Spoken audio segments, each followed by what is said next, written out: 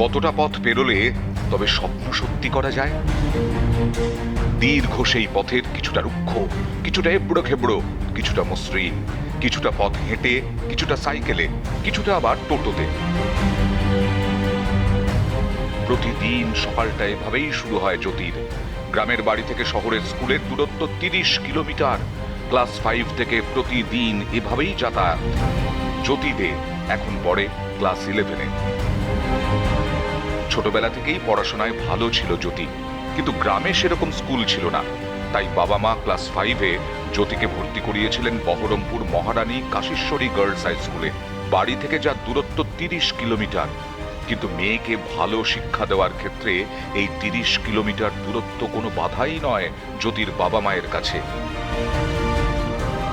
বাবা মার্বেলের কাজ করেন, সংসারে আয় বলতে নামমাত্র। তবুও প্রতিদিন কাজে যাওয়ার সময় সাইকেলে করে মেয়েকে স্কুলে নিয়ে যান তিনি। মাধ্যমিকে 90% নাম্বার পেয়ে পাশ করেছে জ্যোতি। এখন সায়েন্স নিয়ে একাদশ শ্রেণীতে পড়ছে সে। উচ্চ মাধ্যমিকে 95% নাম্বার পাওয়ার টার্গেট নিজেকেই নিজে দিয়েছে জ্যোতি।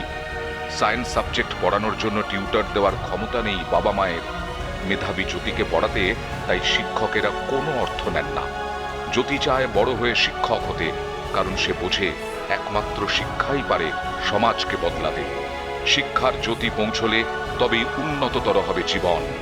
সমাজ বদলানোর স্বপ্ন দেখা জ্যোতির লড়াই দারিদ্র্যের সঙ্গে।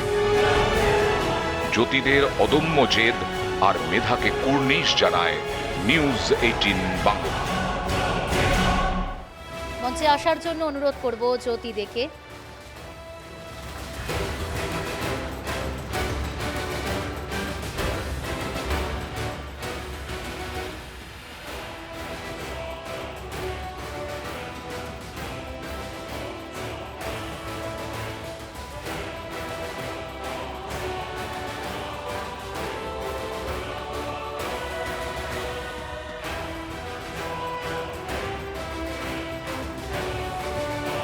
ভবিষ্যতে কি হওয়ার ইচ্ছা রয়েছে বড় হয়ে? আমি সেভাবে এখনও দৃঢ়প্রতিজ্ঞ নই, কিন্তু শিক্ষকতা প্রফেশনটা আমার পছন্দের। আমি সেদিকে যেতে চাই, কারণ শিক্ষা দ্বারা সমাজকে বদলানো সম্ভব বলে আমার মনে হয়।